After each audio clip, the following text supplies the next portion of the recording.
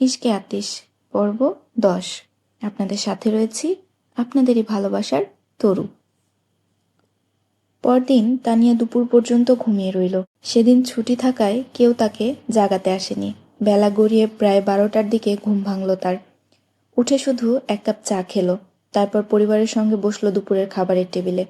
সারাদিন যেন কোনো জিজ্ঞাসাবাদের মুখে না পড়তে হয়, সেজন্য সময় কাটালো উমাইর আর উজাইরের সঙ্গেই। খাওয়া দাওয়া শেষে নিজেরাই ঠিক করে নিল ক্রিকেট খেলার আয়োজন। উজাইর ব্যাটিং করছিল, নুরুল হুদা বোলিং করছিল, তানিয়া ও উমাইর ছিল ফিল্ডার, আর আজহার ফারুকী ছিলেন আম্পায়ার। মরিয়ম দর্শকের মতো স্ট্যান্ডে বসে চিৎকার করছিল, সাবাস, এবার একটা ছক্কা দাও। নুরুল হুদা নিজে থেকে ক্লান্ত না হওয়া পর্যন্ত উইকেট ছেড়ো না। বল করার জন্য নুরুল হুদা দৌড়ে এগিয়ে গেল, কিন্তু হঠাৎ থেমে গিয়ে তার দিকে তাকিয়ে বলল, ওহে আমার বিবি জান, আল্লাহকে ভয় করো, স্বামীর অনেক হক থাকে। সে সাথে সাথে জবাব দিল, আমি শুধু স্ত্রী নই, একজন মাও বটে, আর মায়ের কাছে সন্তানই সবার আগে, এমনকি সন্তানের বাবার থেকেও বেশি। চলো উজাইর, আজ তোমার বাবার ছক্কা ছাড়িয়ে দাও। নুরুল হুদার বিমর্ষ মুখ দেখে তানিয়া হেসে বলল, উদাস হবেন না বাবা, স্ত্রী না হোক, মেয়ে তো আপনার পাশেই আছে। Thank you sweetheart. তিনি এক হতভাগ্য স্বরের সাথে বললেন, মেনশন নট, তবে দয়া করে দ্রুত উজাইরকে আউট করুন, এরপর আমার ব্যাটিং করার পালা। উমাইর রাগী চোখে তাকিয়ে বলল, দেখলে বাবা, এই লোভী মহিলা কেন তোমার পক্ষ নিচ্ছে বুঝলে? এসো তোমাকে বুঝিয়ে দিচ্ছি।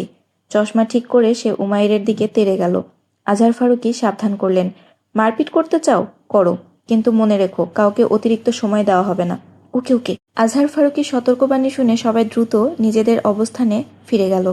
নুরুল হুদা ছিলেন দুর্ধর্ষ ফাস্ট বোলার। তিনি বোলিং শুরু করলেন, আর উজাইর এক লম্বা শটে বল মাঠের বাইরে পাঠিয়ে দিল। And that is a six, umpire ঘোষণা দিল, আর মরিয়ম উচ্ছ্বাসে হাততালি দিতে লাগলো। তানিয়া বলের পিছু দৌড়ে গিয়েছিল, কিন্তু হঠাৎ থমকে গেল। তার দৃষ্টি আটকে গেল মূল ফটকের সামনে সাদা পাঞ্জাবি পাজামা পরা ওয়াস্তান দাঁড়িয়ে আছে ওয়াচম্যানের পাশে। মুহূর্তে সে দৃষ্টি ফেরালো নুরুল হুদা ও দাদাজানের দিকে। তারাও ইতোমধ্যে ওয়াস্তানকে দেখে ফেলেছে। নুরুল হুদা ওয়াচম্যানকে উদ্দেশ্য করে বললেন, আসতে দাও। অনুমতি পেয়েই ওয়াস্তান তাদের দিকে এগিয়ে এলেন। তিনি ইচ্ছাকৃতভাবে তানিয়াকে উপেক্ষা করলেন। নুরুল হুদাও কয়েক কদম এগিয়ে এলেন। ওয়াস্তান এক পরিচিত হাসি নিয়ে বললেন, আসসালামু আলাইকুম। হাত করমর্দনের জন্য বাড়িয়ে দিলেন। হাত ধরতে গিয়ে নুরুল হুদার চেহারায় অচেনা এক শীতলতা ফুটে উঠল, ঠিক যেমনটা বাবাজানের চেহারায় ফুটে উঠেছিল। ওয়ালাইকুম আসসালাম। কেমন আছেন হাদি ভাই? উজাইর উমাইরকে খোঁচা দিয়ে বলল, এই হাদি আবার কে? উমাইর কাজ ঝাঁকিয়ে বুঝিয়ে দিল সে কিছুই জানে না। কিন্তু নুরুল হুদা চমকে গেলেন। তিনি গভীর দৃষ্টিতে ওয়াস্তানের দিকে দেখলেন এবং ধীর কণ্ঠে জিজ্ঞেস করলেন, আপনি কে? ওয়াস্তান শান্ত স্বরে বললেন, আমার নাম ওয়াস্তান মুস্তাফা। নুরুল হুদা ও আজহার ফারুকী এক মুহূর্তের জন্য থেমে গেলেন। এটা অনুভব করে ওয়াস্তান বললেন, হয়তো আপনাদের মনে নেই, তবে আমরা একবার আগেও দেখা করেছি। আজ এটা আমাদের দ্বিতীয় সাক্ষাৎ। নুরুল হুদা তাকে গভীর মনোযোগে দেখলেন, তারপর ধীর কণ্ঠে বললেন, যদি আপনি ওয়াস্তান মুস্তাফা হন, এটি আমাদের দ্বিতীয় নয় বরং তৃতীয় সাক্ষাৎ। আর এটা মেনে নেওয়া আমার পক্ষে সহজ নয় যে আপনি সেই দ্বিতীয় সাক্ষাতের কথা ভুলে গেছেন। ওয়াস্তান মৃদু স্বরে বললেন, এমন অনেক স্মৃতি থাকে যা মানুষ কখনো ভুলতে পারে না, তবে ভুলে যাওয়ার চেষ্টা করা তো দোষের নয়। তারপর তিনি সরাসরি নুরুল হুদার দিকে তাকিয়ে বললেন, আমি জানি হাদি ভাই, আমার সঙ্গে সাক্ষাৎ আপনার ও বাবাজানের জন্য আনন্দের কিছু নয়, বরং হয়তো বাবাজান তো আমার চেহারাও দেখতে চান না। তবু আজ আপনাদের সামনে আসা আমার জন্য ভীষণ জরুরি হয়ে পড়েছে। নুরুল হুদা কিছুক্ষণ তাকিয়ে থাকলেন, তারপর বিরতি নিয়ে বললেন, ভেতরে চলুন, কথা বলি। ওয়াজদান এক মৃদু হেসে তারপর আজহার ফারুকের দিকে ফিরলেন, যিনি তাকে এক অদ্ভুত দৃষ্টিতে দেখছিলেন। ওয়াজদান স্থির কণ্ঠে বললেন, এই সাক্ষাৎ আপনার উপস্থিতি ছাড়া অসম্পূর্ণ বাবাজান। কিন্তু আজহার ফারুকী একটুও নড়লেন না। আজ একবার সুযোগ দিন বাবাজান, অন্তত সে যেন তার কথা বলতে পারে। নুরুল হুদা ওনার চোখের দিকে দেখে এক ধরনের ব্যথা মিশ্রিত অনুরোধের স্বরে বললেন। আজহার ফারুকীর চোখ চকচক করে উঠল। তিনি ওয়াজদানের চেহারা থেকে দৃষ্টি সরিয়ে নিয়ে সামনে এগিয়ে এলেন। তারপর তিনজন পাশাপাশি হাঁটতে হাঁটতে ড্রয়িং রুমের দিকে এগিয়ে গেলেন। আম্মু, আপনি কি তাকে চেনেন? তানিয়া আগ্রহ ভরে মরিয়মের কাছে জানতে চাইল। না, আমি চিনি না। আর মা, উনি বাবাকে হাদি ভাই বলে ডাকছিলেন কেন? উজাইর মাকে জিজ্ঞেস করলো। মরিয়ম বিস্ময় প্রকাশ করে বললেন, আমি তো কখনো কাউকে নুরুল হুদাকে এই নামে ডাকতে শুনিনি। হয়তো পুরনো কোনো পরিচিত হবেন। একটু থেমে তানিয়া হঠাৎ বলে উঠল, যাই হোক, আমি বাহাদুরকে চায়ের জন্য বলে আসি। কারো দিকে না তাকিয়ে সে রান্নাঘরের দিকে চলে গেল। বাহাদুর, দারুণ 3 কাপ চা আর কিছু স্ন্যাক্স নিয়ে ড্রয়িং রুমে পাঠিয়ে দাও। আজ এক বিশেষ অতিথি এসেছেন। জি ঠিক আছে। বাহাদুর চায়ের আয়োজন করতে লাগলো। রান্নাঘরের দরজা পর্যন্ত গিয়ে হঠাৎ কিছু মনে পড়তে তানিয়া ফিরে কিচেনের টেবিলের উপরে উঠে বসে বলল, জানতে চাইবে না কে এসেছেন? কে এসেছেন? বাহাদুর তার অনুরোধ অনুযায়ী প্রশ্ন করল। তানিয়া দুষ্টু হাসি দিয়ে বলল, মালিহা ফারুকের স্বামী। কি? বাহাদুর বিস্ফোরিত চোখে তাকিয়ে রইল। সত্যি বলছি। আর শোনো, তোমার মালিহা সাহেবার একটা ছেলেও আছে। তানিয়া বাহাদুরের বিস্ময় দেখে মজা পেয়ে বলল। বাহাদুরের চোখ আরো বিস্ফোরিত হয়ে গেল, মুখ আরো বড় হয়ে খুলে গেল। মালিহা সাহেবার ছেলে? হুম। বাহাদুর এবার হাত দিয়ে মুখ চেপে ধরে বলল, আপনি কি আমাদের সেই মালিহা সাহেবার কথাই বলছেন, কর্নেল সাহেবের মেয়ে? হ্যাঁ হ্যাঁ, তোমার সাহেবা মালিহা ফারুকের কথাই বলছি। ভুলে গেছো নাকি তাকে? বাহাদুর হঠাৎ করে ম্লান হয়ে গেল। না, তিনি এমন কেউ নন যাকে ভোলা যায়, কিন্তু এখানে তো তাকে মনে রাখার মতো কেউ ছিলই না। তারপর সে তানিয়ার দিকে দেখে বলল, কিন্তু আপনি একটু আগে কি বললেন? মালিহা সাহেবার তো কোনো সন্তান ছিল না, তার তো বিয়েই হয়নি। আরে না বাহাদুর, মালিহা ফারুকের বিয়ে হয়েছিল এবং তার একটা ছেলেও আছে, যে এএসপি।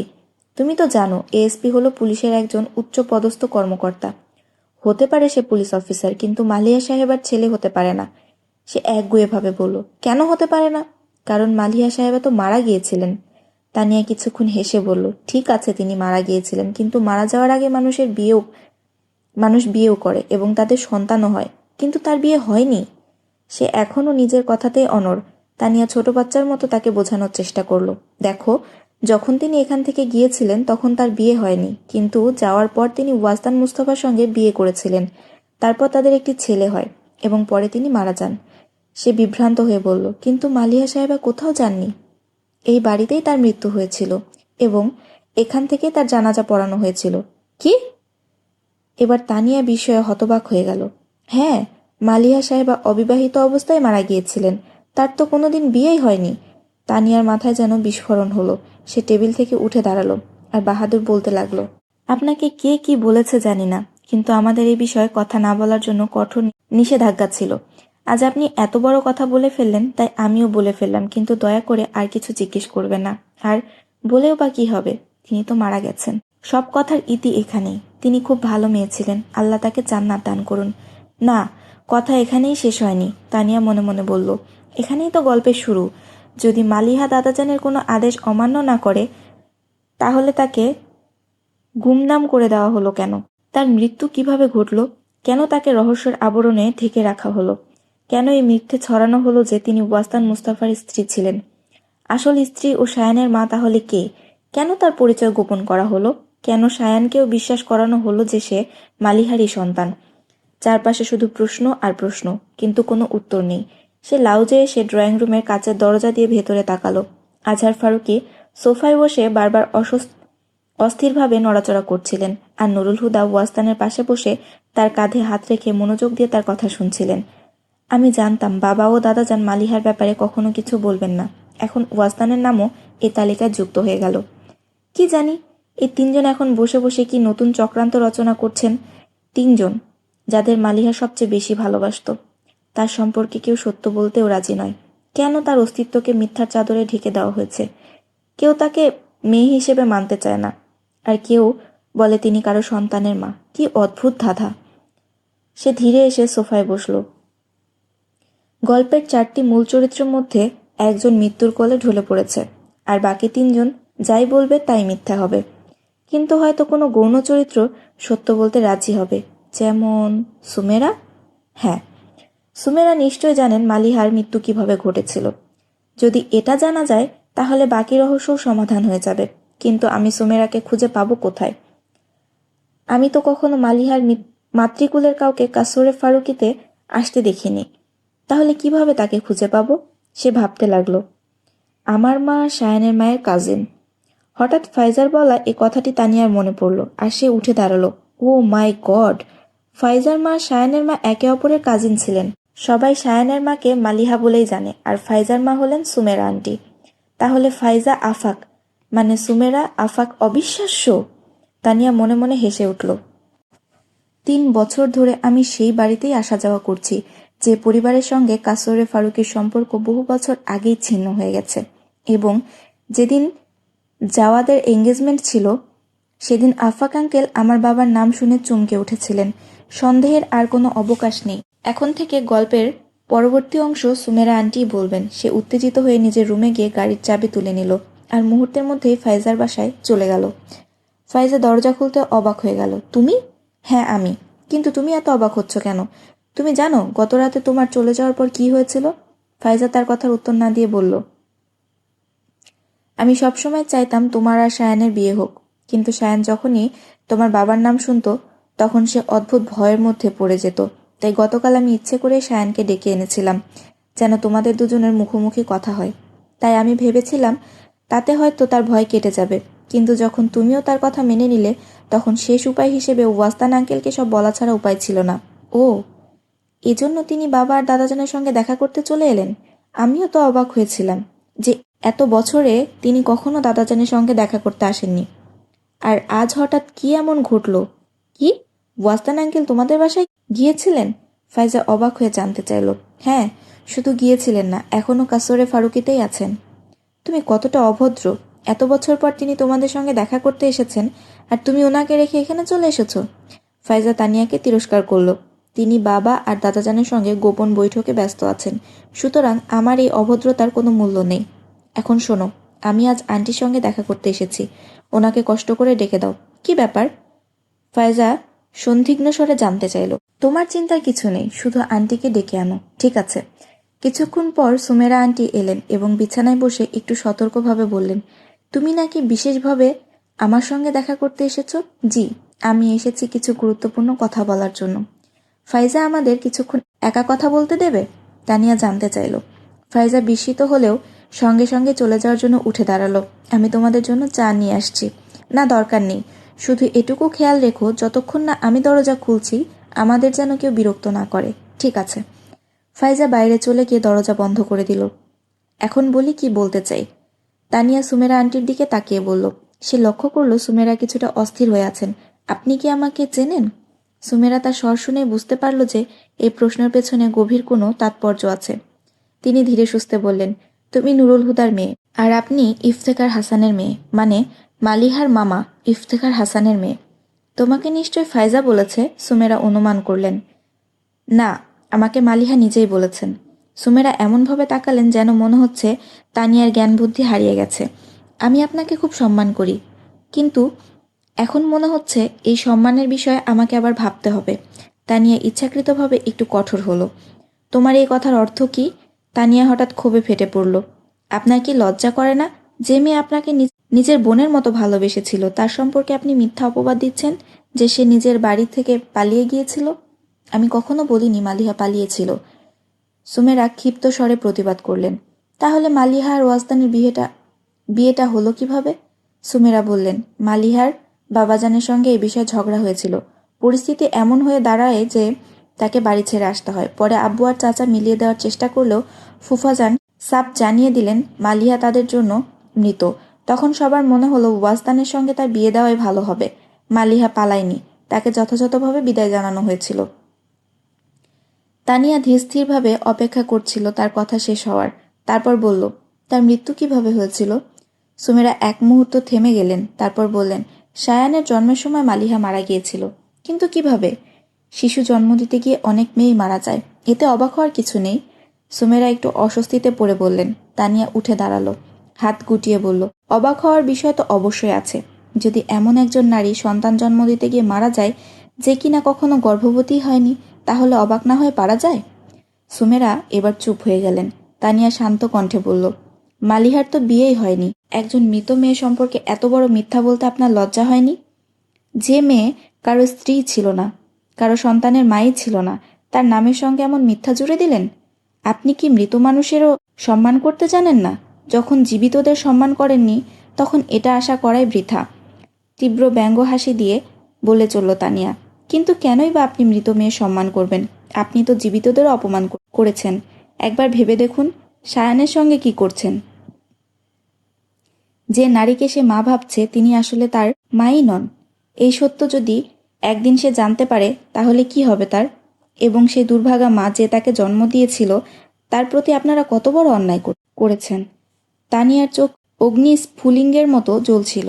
আর আজ আমার জীবনও আপনারা ধ্বংস করে দিচ্ছেন, কারণ সায়ান ভাবে সে মালিহা ফারুকীর ছেলে, আর এই ভুল ধারণার কারণে সে আমার সঙ্গে বিয়ে করতে চাইছে না। অথচ আমি সত্য জেনেও তাকে বলতে পারছি না, কারণ আমি জানি সে এটা সহ্য করতে পারবে না। যে বাবাকে সে এত ভালোবাসে তিনি তাকে তার নিজের মায়ের পরিচয় নিয়ে ধোঁকা দিয়েছেন। তানিয়া থেমে গেল। সুমেরার চোখ থেকে অশ্রু গড়িয়ে পড়ছিল। দাদাজান, বাবা, ওয়াজদান আর আপনাকে মালিহা সবচেয়ে বেশি ভালোবেসেছিল, আর তার মৃত্যুর পর আপনারাই তার সঙ্গে কি করলেন? বাবা আর দাদাজান তার নাম উচ্চারণ করাও বন্ধ করে দিলেন, যেন সে কখনো পৃথিবীতে ছিলই না। আর ওয়াজদান, সে ছিল মালিহার বিশ্বাসের প্রতীক, অথচ সে বিশ্বাসকে মিথ্যা বানিয়ে তার সন্তানের সামনে উপস্থাপন করল। আর আপনি আপনি ওয়াজদান আঙ্কেলকে এই মিথ্যা চালিয়ে যেতে দিলেন। সুমেরার কান্না আরও তীব্র হয়ে উঠল, কিন্তু তানিয়া কোনো করুণা দেখালো না।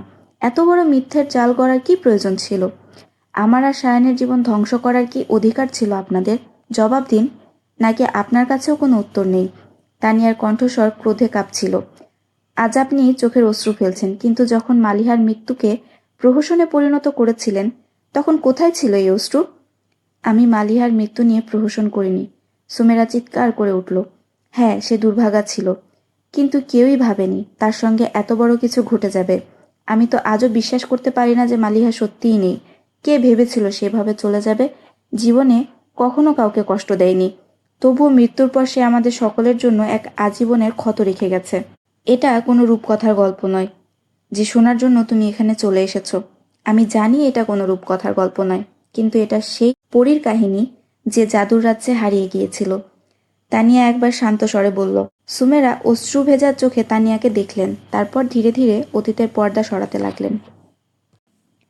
আফাক চমকে উঠেছিল, কারণ সে সন্ধ্যার ম্লান আলোয় সে মালিহা আর ওয়াজদানকে একে অপরের মাঝে হারিয়ে যেতে দেখেছিল।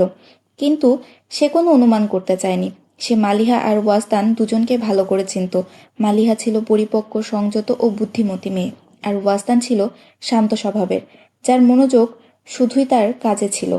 আফাক কখনো তাকে মেয়েদের নিয়ে আগ্রহ প্রকাশ করতে দেখেনি, তাই এই দুই সংযত মানুষ থেকে কোনো বেখেয়ালি আচরণ আশা করা বৃথা ছিল।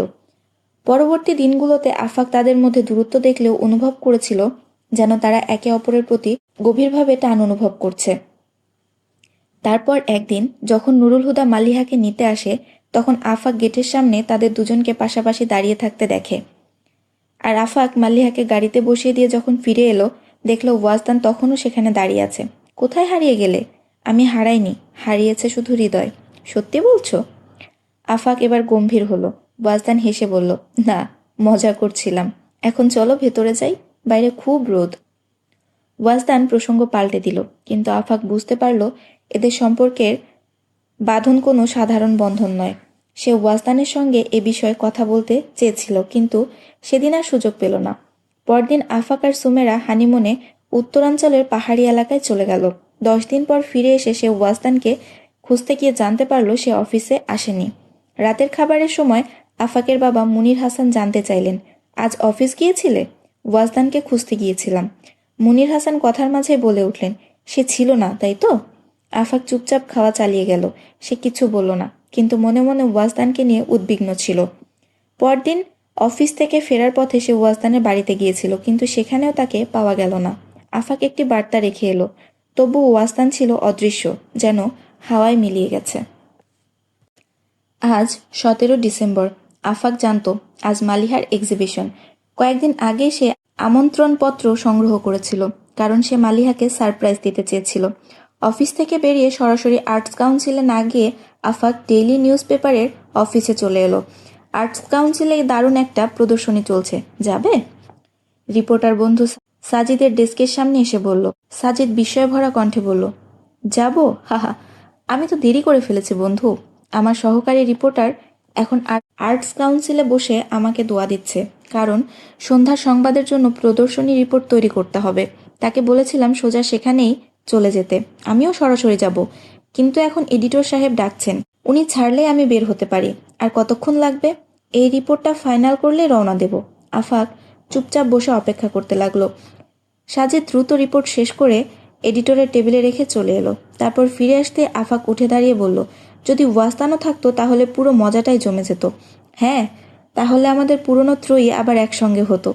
সাজিদ মজা করে বলল, চলো তাকেও নিয়ে নেই। কিন্তু খুঁজবো কোথায়? লাইব্রেরিতে? আফাক অবাক হয়ে গেল। লাইব্রেরিতে? হ্যাঁ, রাস্তায় বলবো। সাজিদ রহস্য রেখে গাড়ির দিকে এগোলো। ড্রাইভ করতে করতে আফাক জানতে চাইল, লাইব্রেরির ব্যাপারটা কি? লাইব্রেরি নয়, এটা এক মেয়ের ব্যাপার। ওয়াজদানার মেয়ে? অসম্ভব, সে তো মেয়েদের পাত্তাই দেয় না। আমাদেরও তো মেয়েরা পাত্তা দিত না, কিন্তু দেখো তোমার বিয়ে হয়ে গেছে, আমারও। ভাই, দুনিয়া হলো কাকতালীয় ঘটনাগুলোর এক বিশাল পুঁজি। এখানে সব কিছুই হতে পারে।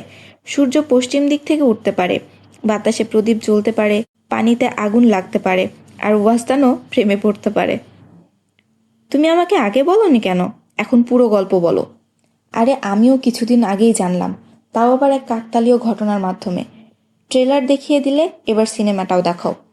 বেশি কিছু না, কয়েক মাস আগে আমি আর ওয়াজদান লাইব্রেরিতে ছিলাম। সেদিন দেখলাম সে বারবার একটা মেয়ের দিকে তাকাচ্ছে। মেয়েটা মোটামুটি সুন্দর ছিল, কিন্তু তেমন অসাধারণ কিছু নয় যে ওয়াজদান এক নজরে মোহিত হয়ে যাবে। তারপর মেয়েটি চলে গেল। আমরা আমাদের কাজে ব্যস্ত হয়ে পড়লাম। ব্যাপারটা সেদিন ওখানেই শেষ হয়ে যায়। কিন্তু পরে যখন দেখলাম ওয়াজদান হঠাৎ হঠাৎ গায়েব হয়ে যাচ্ছে, তখনও সন্দেহ হয়নি। তাহলে কিভাবে জানলে? দুদিন আগে আমি লাইব্রেরিতে গিয়ে দেখি সে সেখানে বসে আছে।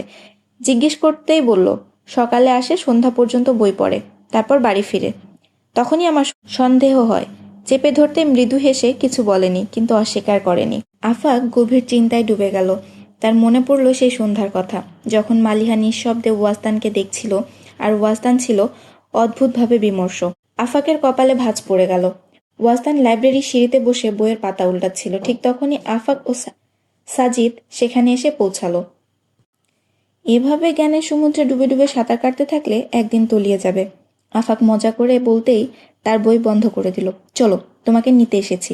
আমি যেতে পারবো না। কেন? আমি কারোর জন্য অপেক্ষা করছি তাই।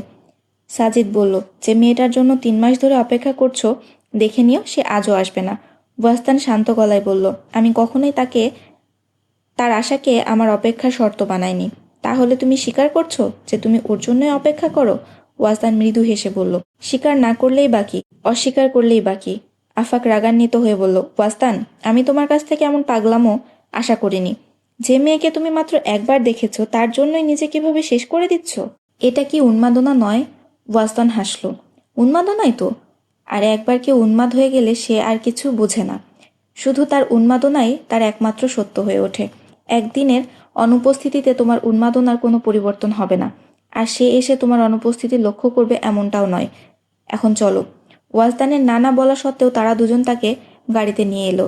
সে একরকম অনিচ্ছা সত্ত্বেও এসেছিল, কিন্তু প্রদর্শনীতে মালিহাকে দেখে এই আকস্মিক সাক্ষাতে বিস্মিত হলো। আফাক কোথায় ছিল কে জানে, আর সাজিদ কারো সাক্ষাৎকার নিচ্ছিল। নিজেও না বুঝে আপনা আপনি ওয়াজদান মালিহার দিকে এগিয়ে গেল। তার হাতে সাজিদের ক্যামেরা ছিল। কোনো কিছু চিন্তা না করে অজান্তেই সে মালিহার কয়েকটি ছবি তুলে ফেলল। তার চেহারায় ফ্ল্যাশের আলো পড়তে মালিহা ফিরে দেখল ওয়াজদানকে। তারা দুজন চারপাশে সবকিছু ভুলে নিজেদের কথার মাঝে ডুবেছিল। হঠাৎই সেখানে এসে পৌঁছালো আফাক। মালিহা চেহারায় পরিবর্তনের হালকা ছায়া দেখতে পেলেও ওয়াজদানের চোখের ঝলক তাকে এমনভাবে বিভ্রান্ত করল যে সে কিছুক্ষণ দিশাহারা হয়ে দাঁড়িয়ে রইল। মালিহা ইতোমধ্যেই ফিরে যাচ্ছিল।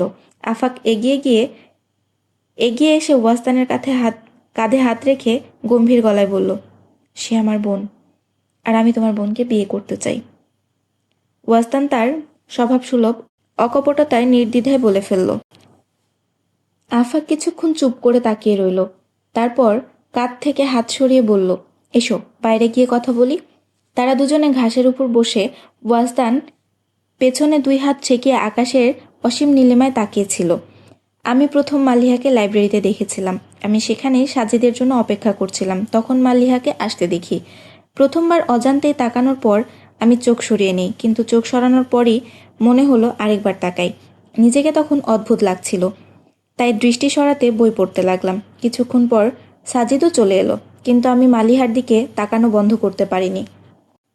সে এমন জায়গায় বসেছিল যে যখনই আমি বইয়ের পৃষ্ঠা উল্টাতাম আমার দৃষ্টি তার চেহারার উপর গিয়ে স্থির হয়ে যেত। এত দূরত্ব আর উচ্চতা থাকার পরও আমি তার প্রতিটি রেখা স্পষ্ট দেখতে পাচ্ছিলাম। তার চোখের পাপড়ি ওঠানামা, তার গলায় পড়া চিকন চেইনের সামান্য কাঁপন, সব কিছু। তার চুল বারবার তার মুখের উপর এসে পড়ছিল, আর সে হাত দিয়ে তা সরিয়ে নিত। তখন তার কবজিতে পড়া কয়েকটি চুড়ি একসঙ্গে বেজে উঠত। আমি সেই শব্দও শুনতে পাচ্ছিলাম। মনে হচ্ছিল সে একদম আমার সামনে বসে আছে। তারপর মনে হলো সে অস্বস্তি বোধ করছে। হঠাৎ সে বই থেকে চোখ তুলে চারপাশে তাকালো। তারপর আবার মাথা নামিয়ে পড়তে লাগলো। কিছুক্ষণ পর সে আবার চারপাশে তাকাতে লাগলো। হয়তো সে আমার দৃষ্টি অনুভব করছিল। কিছুক্ষণ পর সে উঠে চলে গেল। মনে হলো যেন কোনো স্বপ্ন ভেঙে গেছে, কিন্তু স্বপ্নের অনুভূতি তখনও রয়ে গিয়েছিল। পরের দিন লাইব্রেরিতে কোনো কাজ ছিল না, কিন্তু আমি তবুও সেখানে চলে গেলাম। নিজেও বুঝতে পারলাম না কেন, কিন্তু মালিহাকে দেখার পর আর কিছু ভাবার দরকার পড়ল না। তারপর যখন সে চলে গেল আমিও চলে গেলাম, কিন্তু সেদিন তার চলে যাওয়ার স্বপ্ন ভাঙেনি, বরং স্থায়ী হয়েছিল। তৃতীয় দিন আমি আবার সেই বারান্দায় গিয়ে বসে রইলাম, কিন্তু সে এলো না। মনে এক অজানা উদ্বেগ জেগে উঠল। যদি সে আর না আসে? সে তো টানা 2 দিন এসেছিল, কিন্তু তার মানে এই নয় যে সে আজও আসবে। তবু আমি একটুও নড়লাম না। দুপুর গড়িয়ে গেল, অবশেষে সে এলো, কিন্তু আমার দৃষ্টি যেন তাকে বেশি অস্থির করে তুলল। একটু পর সে উঠে পড়ল চলে যাওয়ার জন্য। এই কয়েক ঘন্টার অপেক্ষা আমাকে বুঝিয়ে দিল যে আমি আর তার অনুপস্থিতি সহ্য করতে পারবো না। আমি তার পেছন পেছন বেরিয়ে এলাম এবং সিঁড়িতে দাঁড়িয়ে তাকে ডাকলাম। সে থামলো, ফিরে তাকালো আমার দিকে, আর আমি তাকালাম তার চোখে। বলতে বলতে ওয়াজদানের ঠোঁটে হাসি ফুটে উঠল। আমার তার চোখের দিকে দেখা উচিত হয়নি। যা কিছু অবশিষ্ট ছিল, তবে সেখানেই তলিয়ে গিয়েছিলাম। আমি তাকে জিজ্ঞেস করেছিলাম, আপনি কি আমার সঙ্গে বিয়ে করবেন? সে হেসে উঠল, যেন নিজেকে হাস্যকর লাগছে তার এই অকপট স্বীকারোক্তিতে। তার প্রচণ্ড রাগ উঠেছিল, এতটাই যে সে আমায় বকাও দিতে পারেনি। কিন্তু আমি তাকে জানিয়ে দিয়েছিলাম আমি আমার প্রশ্নের উত্তরের জন্য কিয়ামত পর্যন্ত অপেক্ষা করব। 3 দিন পর সে এলো, তবে আমার জন্য নয়, বই ফেরত দিতে। তবু সেটাই যেন বড় কিছু ছিল। অন্তত সে আমার সঙ্গে কথা বলার জন্য রাজি হয়েছিল। আমি জানি না ভালোবাসা প্রকাশের নিয়ম কি, জানি না কিভাবে বললে তাকে অনুভব করানো যায়। শুধু এটুকু বুঝতে পেরেছিলাম আমি আমার হৃদয় উজাড় করে তার সামনে রেখে দেব। আমি সত্যিই প্রেম নিবেদন করতে জানি না। সেই দিনটির পর মালিহা আর কখনো সেখানে আসেনি। 2 মাস ধরে প্রতিদিন সকাল থেকে সন্ধ্যা পর্যন্ত আমি সেই সিঁড়িতেই বসে দোয়া করতাম, অন্তত একবার, এক ঝলকের জন্য হলেও সে যেন আসে। উত্তর না দিলেও অন্তত তার চেহারাটা যেন দেখতে পারি। সে আসেনি, কিন্তু আমি যে নিজেই একদিন তার সামনে চলে যাব তা কখনো ভাবিনি। সেদিন সন্ধ্যায় তোমাদের বাড়িতে তাকে দেখে আমি বিশ্বাসই করতে পারছিলাম না। জানিস, এতদিন যার জন্য অপেক্ষা করতে করতে আমি মাঝে মাঝে নিজেকেই প্রশ্ন করতাম, আমি কি শুধু নিজেই পাগলের মতো তাকে চেয়ে যাচ্ছি?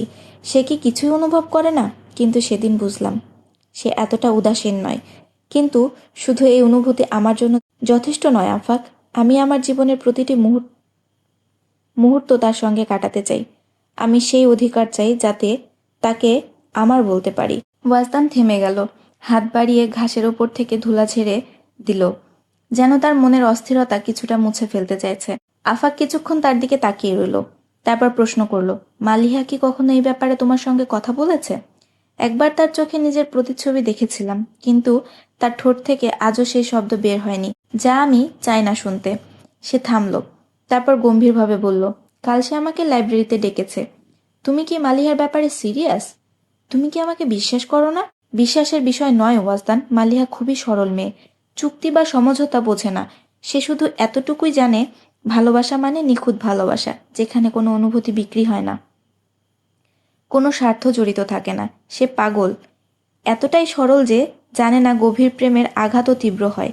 কিন্তু সে ভীষণ সংবেদনশীল, সামান্য আঁচড় লাগলেও কেঁপে ওঠে। যদি সত্যিই কোনো ক্ষত লেগে যায় তবে তা সহ্য করা তার জন্য কঠিন হবে। সাবধান থেকো ওয়াজদান, তাকে কখনো কষ্ট দিও না। I promise. আমি তার সমস্ত কষ্ট নিজের উপর নেব, কিন্তু মালিহাকে কষ্ট পেতে দেব না। চলো ভেতরে যাই। আমি এখনো মালিহার সঙ্গে দেখা করিনি। তুমি যাও, আমি এখন বাসায় যাব। কেন? কারণ মালিহার সামনে আমি নিজেকে সংযত রাখতে পারি না, আর তোমার সামনে এটা করা ঠিক হবে না। এতক্ষণ ধরে এত কথা বললে, তখন তো সেন্সের কথা একবারও মনে হলো না, আর এখন ভেতরে যেতে লজ্জা লাগছে? আমি আসলে মালিহার কথাই ভেবে বলেছি। এমন পরিস্থিতিতে যে কোনো বোনই নিজের ভাইয়ের সামনে অস্বস্তি বোধ করবে। আচ্ছা, আল্লাহ হাফেজ। ওয়াজদান চলে যেতে লাগলো, কিন্তু আফাক তাকে থামালো। ভাই, সাজিদের ক্যামেরাটা অন্তত দিয়ে যাও। কোথায় নিয়ে যাচ্ছ? ওহ, ভুলেই গিয়েছিলাম। নিজের মাথায় হাত মেরে গলায় ঝোলানো ক্যামেরাটা খুলে আফাকের দিকে বাড়িয়ে দিল। তারপর বিদায়ের ভঙ্গিতে হাত নেড়ে চলে গেল। লাউজটা সাজানো ছিল অতি পরিপাটিভাবে। রাতের খাবারের পর সবাই যেন আপন আপন গল্প আড্ডায় ডুবেছিল। ডিল সোফায় গম্ভীর ভঙ্গিতে মুস্তফা আজিম বসেছিল তার বড় ছেলে মুজাম্মেলের সঙ্গে। একক সোফায় বসেছিলেন আয়েশা বেগম। তাদের সামনে বসেছিলেন মুজাম্মিল, মুস্তফার স্ত্রী আনিকা। আর ওয়াজদান আলাদা হয়ে নরম কার্পেটে বসে 1 বছরের ভাতিজাকে কোলে নিয়ে খেলছিল। তবু তার মনে যেন চলছিল এক অদৃশ্য যুদ্ধ। কোন শব্দে কোন বাক্যে সে কথা শুরু করবে, ঠিক তখনই সে বিস্ফোরণের মতো নীরবতা ভেঙে দিল। কাউকে বিশেষভাবে লক্ষ্য না করে হঠাৎ বলে উঠল, আমি বিয়ে করার সিদ্ধান্ত নিয়ে ফেলেছি। ওখানে বসে থাকা প্রত্যেকে এই কথাটা শুনে অবশ্যই খুশি হয়েছিল, কিন্তু কথাটা এতটাই অপ্রত্যাশিত ছিল যে কেউই সঙ্গে সঙ্গে কোনো প্রতিক্রিয়া দেখাতে পারেনি। মুস্তফা আজিম বিস্মিত হয়ে বললেন, আমাদের দিক থেকে দেখলে এটা নিঃসন্দেহে খুশির খবর, কিন্তু তুমি যে সম্পর্ক বেঁধে রেখেছ সেই প্রেক্ষিতে তোমার কাছে এটা আনন্দের মুহূর্ত হলেও মেয়েটি এবং তার পরিবারের কাছে হয়তো এবছরের সবচেয়ে ভয়াবহ সংবাদ হয়ে দাঁড়াবে। আপু, আমি সিরিয়াস। সে তার কৌতুকের জবাবে গম্ভীরভাবে বলল, ইভেন আই অ্যাম সিরিয়াস মাই সান। আমি কখনো আমার ছেলেদের থেকে অবহেলা বা দায়িত্বহীনতার আশা করিনি, আর তোমার কাছ থেকে তো একেবারেই না। আমি কখনো ওয়াজদান থেকে এমন কিছু আশা করিনি, কিন্তু এখন তাকে লেকচার দিও না। আমি ওর দায়িত্বহীনতার কারণ বুঝতে পেরেছি। আয়েশা মুস্তাফা তার স্বামীকে ছেলের উপর ক্ষুব্ধ হতে দেখে থামিয়ে দিলেন।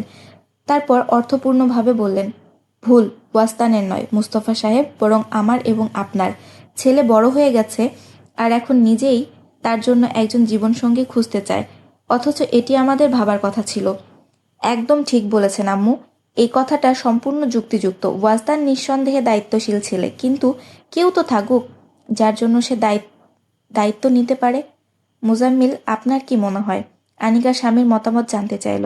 ভদ্রলোক কখনো স্ত্রীর কথার দ্বিমত করতে পারেন না, আর এখন তো দ্বিমতের কোনো সুযোগই নেই। তাহলে ঠিক হয়ে গেল, পরের সপ্তাহে আমরা আনিকার বাবা মায়ের কাছে গিয়ে সাহিলার জন্য প্রস্তাব দেব। 1 মিনিট আম্মু। ওয়াজদান সাহিলার নাম শুনে হঠাৎ বলে উঠল, আমি সাহিলাকে বিয়ে করতে পারবো না। একথা শুনে সবচেয়ে বেশি আহত হয়েছিল আনিকা। তার অভিব্যক্তি দেখে ওয়াজদান বলল, সরি ভাবি, সাহিলা সত্যিই খুব ভালো মেয়ে। যদি ভালো হয় তাহলে না বলার কারণ কি? মুস্তাফা আজিম কিছুটা বিরক্ত হয়ে জানতে চাইলেন। আমি মালিহা ফারুকীকে বিয়ে করতে চাই। 1 সেকেন্ড দেরি না করে ওয়াজদান উত্তর দিল। ঘরে যেন মুহূর্তের জন্য স্তব্ধতা নেমে এলো। আনিকার মনে হলো এই দীর্ঘ নীরবতার কারণ তার উপস্থিতি। তাই সে নিঃশব্দে এগিয়ে এসে শিশুটিকে ওয়াজদানের কোল থেকে নিয়ে চলে গেল। এটা আজকের কথা নয় ওয়াজদান। মুজাম্মিলের বিয়ের কয়েক মাস পরেই আমি আনিকার আচার আচরণ দেখে ঠিক করেছিলাম সময় এলে সাহিলাকে আমাদের ছোট বউ করে আনবো। ওয়াজদান বিস্ময়ে তাকিয়ে রইল, কিন্তু আমি তো কখনো এই সিদ্ধান্তের অংশ ছিলাম না।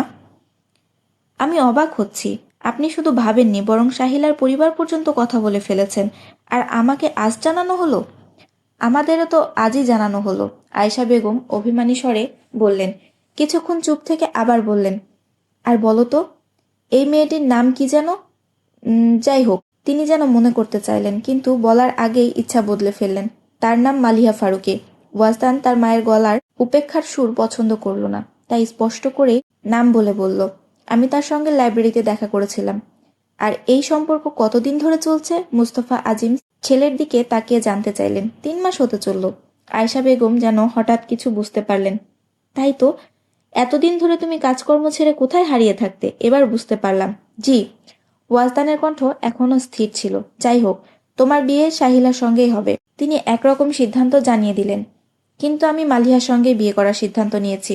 আয়েশা বেগম শুনে ক্ষুব্ধ হয়ে বললেন, হ্যাঁ, এখন শুধু এটাই শোনা বাকি ছিল। বেশ, খুব ভালো।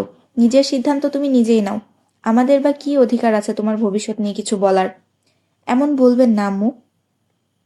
ওয়াজদান তার মায়ের অসন্তোষে উদ্বিগ্ন হয়ে গেল।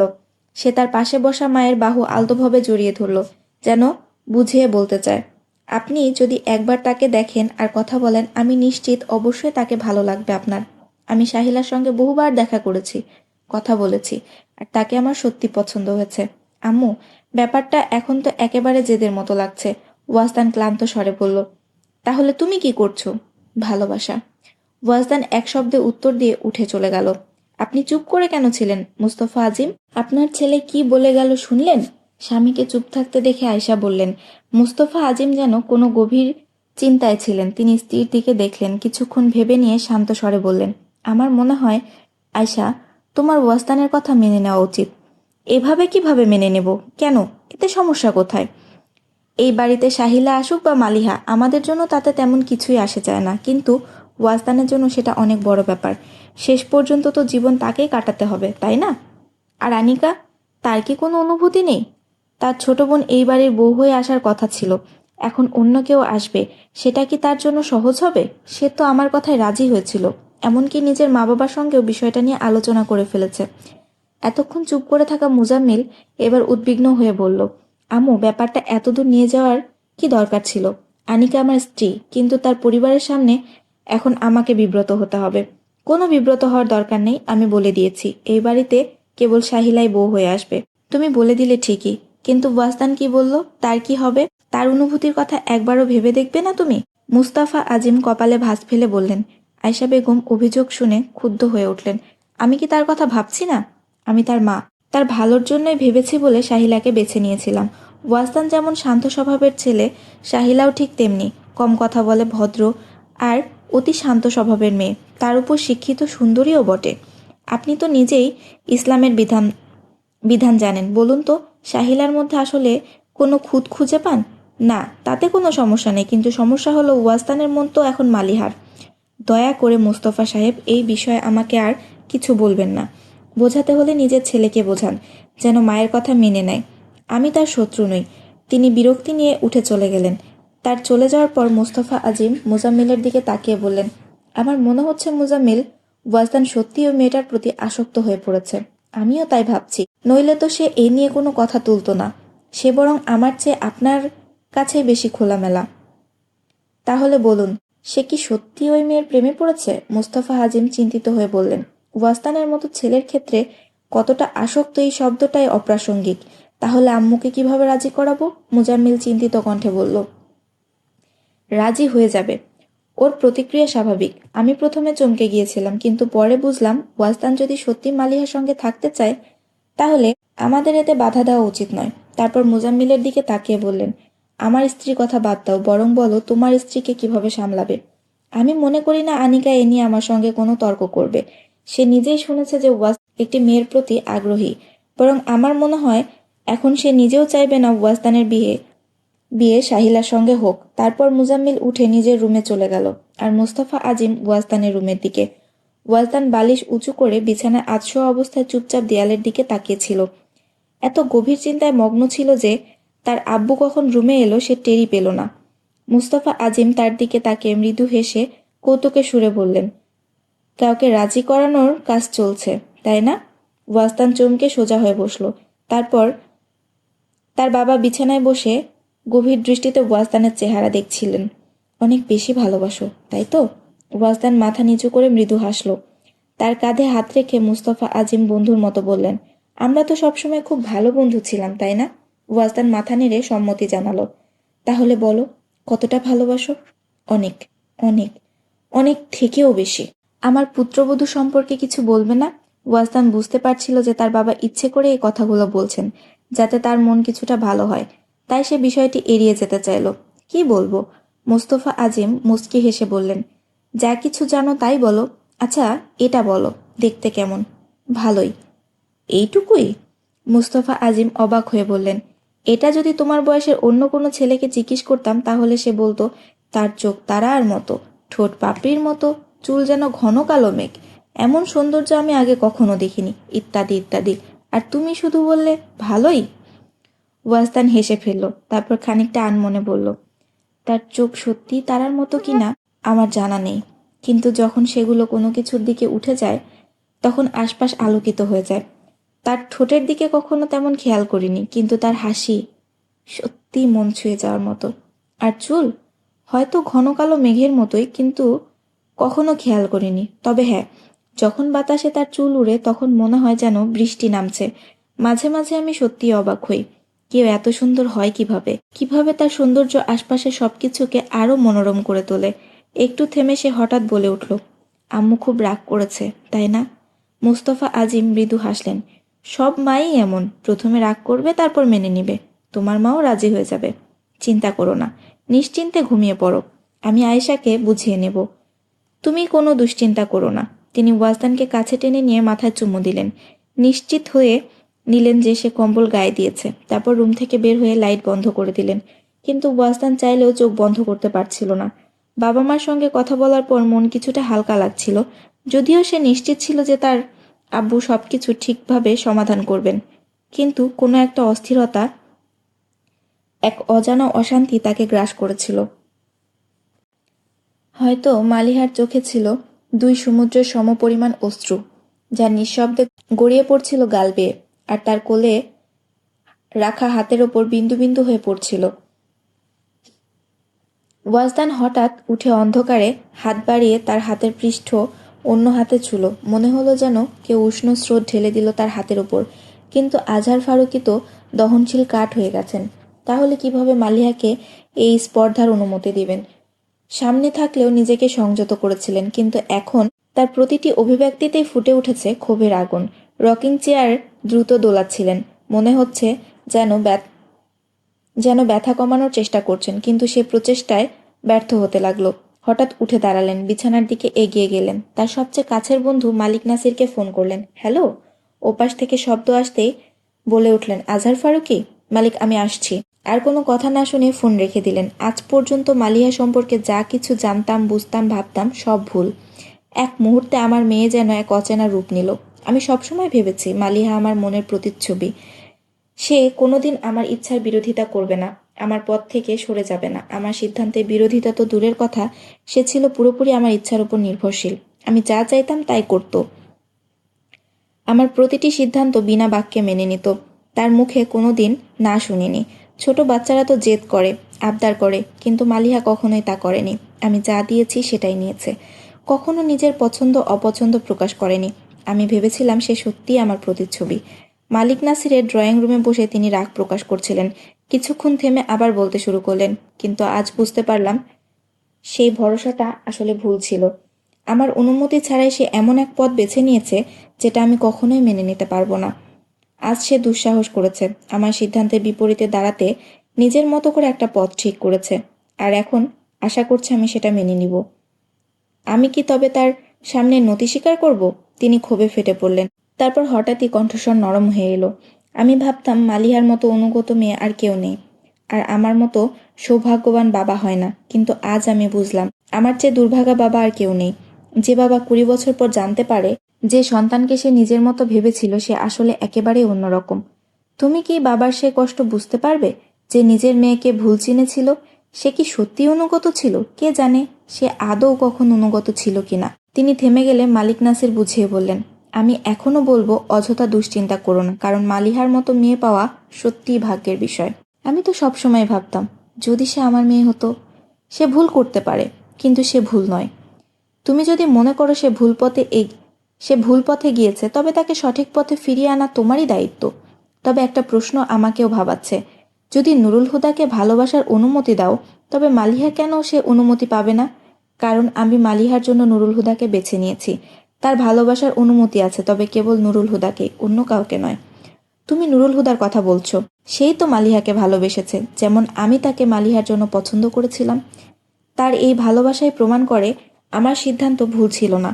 যদি তা না হতো, আমি কোনোদিন তার ভালোবাসাকে গুরুত্ব দিতাম না। বাবা মার আনুগত্য সন্তানদের জন্য ফরজ, কিন্তু এই কর্তব্য পালন করেছে শুধু নুরুল হুদা।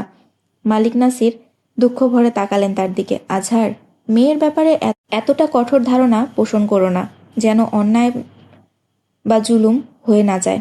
মালিহা জীবনে প্রথমবার তোমার কাছে কিছু চেয়েছে, একবার অন্তত ওয়াজদানকে দেখো, তারপর যা সিদ্ধান্ত নেওয়ার নাও। সিদ্ধান্ত তো অনেক আগেই নিয়ে নেওয়া হয়েছে মালিক। মালিহার বিয়ে হবে নুরুল হুদার সঙ্গেই। এখনও তারিখ ঠিক করিনি, তবে আজ স্থির করলাম এই সপ্তাহে মালিহা নুরুল হুদার আক্ত পরিয়ে দেওয়া হবে।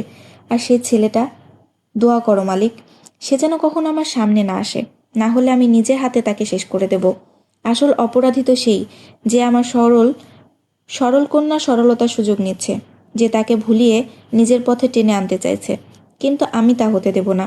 আমি জানি এই পথ চলা ছেলেদের চেহারা ও মুখোশের আড়ালে কি লুকিয়ে থাকে। তাদের কাছে মেয়েরা কেবল খেলনা মাত্র, কিন্তু আজহার ফারুকের মেয়ে কোনো খেলনা নয়। যে হাত তার দিকে বাড়াবে সেই হাত আমি তার শরীর থেকে আলাদা করে দেব। মালিক নাসির দীর্ঘশ্বাস ফেলে তাকালেন আজহার ফারুকের মুখের তীব্র রেখাগুলোর দিকে। যখন সবকিছুই স্থির করে ফেলেছ, তবে এত ক্রোধ কেন? প্রশ্নটা শুনে মুহূর্তেই তার ভেতর সমস্ত শক্তি যেন নিঃশেষ হয়ে গেল।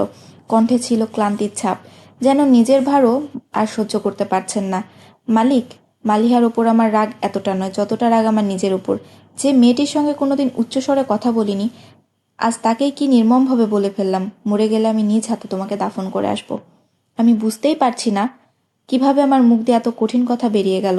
মালিহাও হয়তো বিস্ময়ে অহতবাক হয়ে গিয়েছিল। সে কি কোনোদিন আমার মুখে এমন কঠোর ভাষা শুনেছে?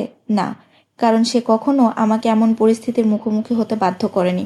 আমি জানতাম সে কাঁদছে। মালিহাকে আমি শুধু একবারই কাঁদতে দেখেছি, যেদিন ফারিয়াল মারা গিয়েছিল। সেদিন সে মায়ের নিথর দেহ জড়িয়ে ধরে খুব কেঁদেছিল। আমার ইচ্ছে হয়েছিল তার পাশে বসতে, তার চোখের অশ্রু মুছে দিয়ে বলতে, মা চলে গেছে, কিন্তু বাবা এখনো বেঁচে আছে। কিন্তু আমি তাকে থামাতে পারিনি। তার কান্না আমি সহ্য করতে পারছিলাম না, তাই নিজেকে ঘরে আটকে রেখেছিলাম যতক্ষণ না সে ক্লান্ত হয়ে ঘুমিয়ে পড়েছিল। আমি বাইরে আসিনি। আজ আবার আমিই তাকে কাঁদিয়েছি। মন চাইছিল গিয়ে বলি, কেঁদো না মালিহা, কিন্তু আমি পারছি না।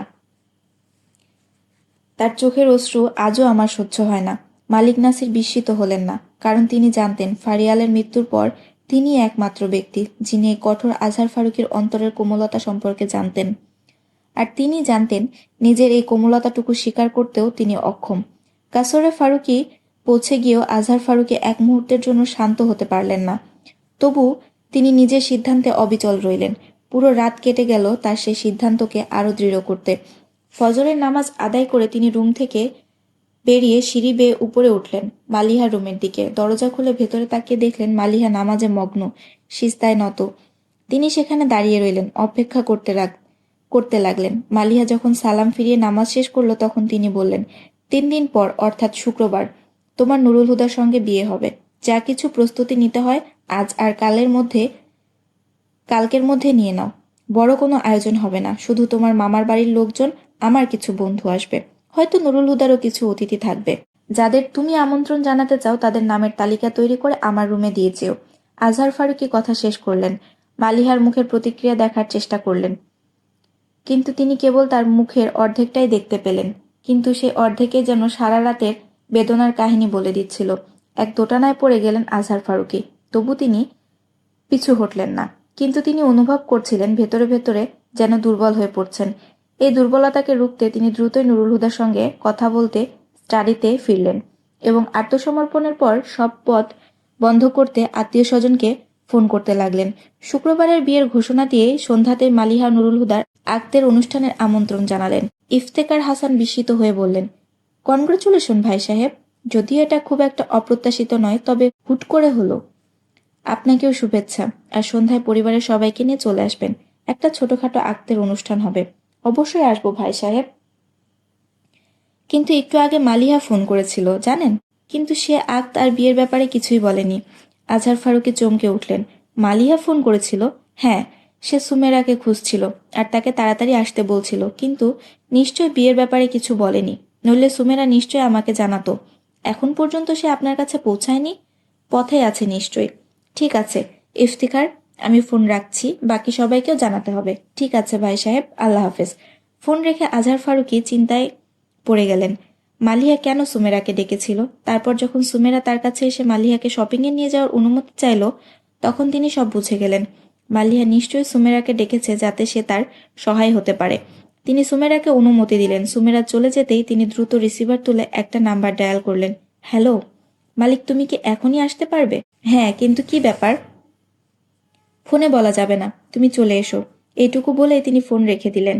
বাহাদুর তখন তার জন্য চা নিয়ে এলো, কিন্তু আজহার ফারুকী তখন চিন্তায় ডুবেছিলেন। বাহাদুর কাপটা রেখে চলে যাচ্ছিল, ঠিক তখনই তিনি তাকে থামিয়ে বললেন, বাহাদুর, ড্রাইভার এলে তাকে আমার কাছে পাঠিয়ে দিও। জি কর্নেল সাহেব। মালিক নাসির কয়েক মিনিটের মধ্যে কাসরে ফারুকিতে পৌঁছালেন। লনের মাঝ দিয়ে হাঁটতে হাঁটতে তিনি বাহাদুরকে আজহার ফারুকের কথা জিজ্ঞেস করলেন। তারপর তিনি স্টাডি রুমের দিকে গেলেন। আজহার ফারুকী সামনে রাখা রকিং চেয়ারে গিয়ে তিনি বললেন, এখন বলো কি ব্যাপার? মালিহা তার সঙ্গে দেখা করতে গেছে। মালিক নাসির কিছুক্ষণ চুপ করে থেকে তারপর বলল, তুমি কি নিশ্চিত? না, শুধু আমার আন্দাজ। নাও তো হতে পারে। হ্যাঁ, হতে পারে, তবে সে সম্ভাবনা খুবই কম। তিনি কথাটা শেষ করার আগেই ড্রাইভার এসে হাজির হলো। মালিহাকে এনেছো? না কর্নেল সাহেব, উনি লাইব্রেরির কাছে নেমে গেছেন। বলেছিলেন সুমেরা ম্যাডামকে তার বাড়িতে পৌঁছে দিয়ে ফিরে আসতে। আজহার ফারুকী হু বলে চুপ হয়ে গেলেন। মালিক নাসির ড্রাইভারকে বললেন, তুমি যেতে পারো। ড্রাইভার চলে গেলে আজহার ফারুকী হালকা স্বরে বললেন, আমার মেয়ে অবাধ্য হয়ে যাচ্ছে, কিন্তু আমি তাকে নিজের বিরুদ্ধে বিদ্রোহ করতে দেব না। তাহলে কি করবে? ওয়াস্তানকে মেনে নেব। এমন অপ্রত্যাশিত উত্তর শুনে মালিক নাসির এতটাই বিস্মিত হলেন যে কিছুই বলতে পারলেন না। আজহার ফারুকী তখনও বলেই যাচ্ছিলেন, মালিহা আমার অনেক প্রিয়। নিজের প্রিয়জনকে কষ্ট দিয়ে কেউ কি বেশি দিন থাকতে পারে? ওর কষ্ট আমি এক রাতও সহ্য করতে পারি না। সারা জীবন আমি কিভাবে মানিয়ে নিব যে আমার কারণেই সে দুঃখে আছে? গত রাতে বারবার বলছিল ওয়াজদানের সাথে একবার দেখা করি।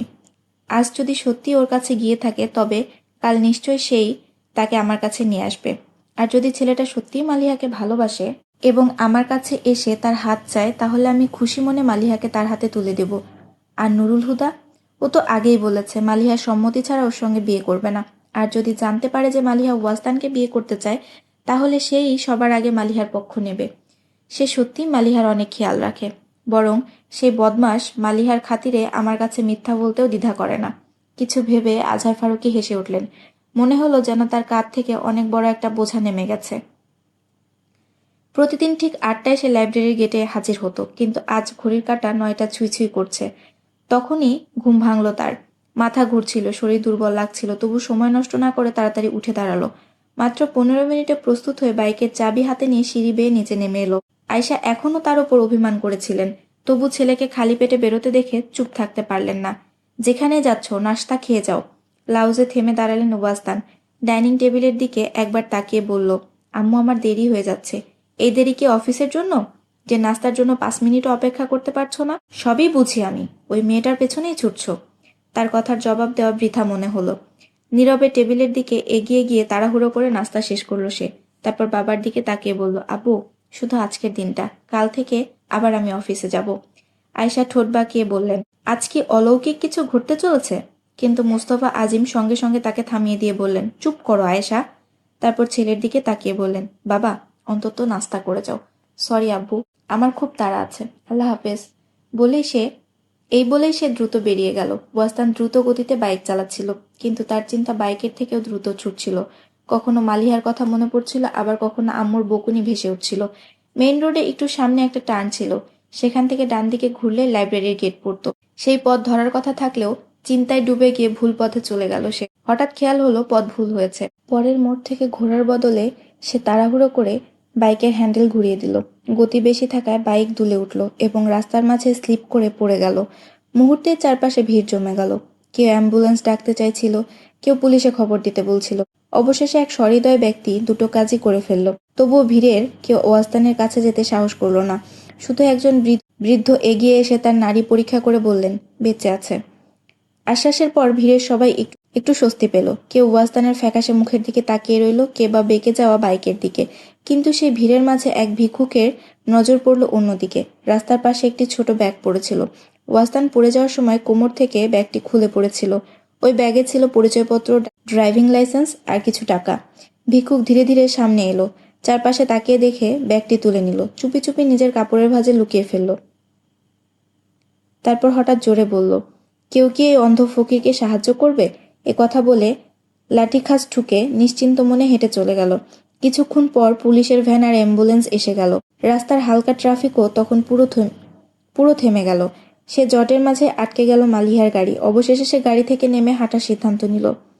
হাঁটতে হাঁটতে তার চোখ পড়ল দুর্ঘটনার দিকে। দেখল একজনকে স্ট্রেচারে তুলে অ্যাম্বুলেন্সে তোলা হচ্ছে, কিন্তু ভিড়ের কারণে সে মুখটা দেখতে পেল না। অ্যাম্বুলেন্স চলে যাওয়ার পর পুলিশ কয়েকজনের বয়ান নিল, দুর্ঘটনার স্থান পর্যবেক্ষণ করল, তারপর বাইকটি গাড়িতে তুলে নিয়ে গেল। এরপর ট্রাফিক আবার স্বাভাবিক হয়ে গেল। লাইব্রেরির সিঁড়িতে বসে থাকা মালিহা সময় গুনছিল। তবে সে কল্পনাও করতে পারেনি তার থেকে মাত্র কয়েক কিলোমিটার দূরে ওয়াস্তানের মাথার এক্স-রে করা হচ্ছে।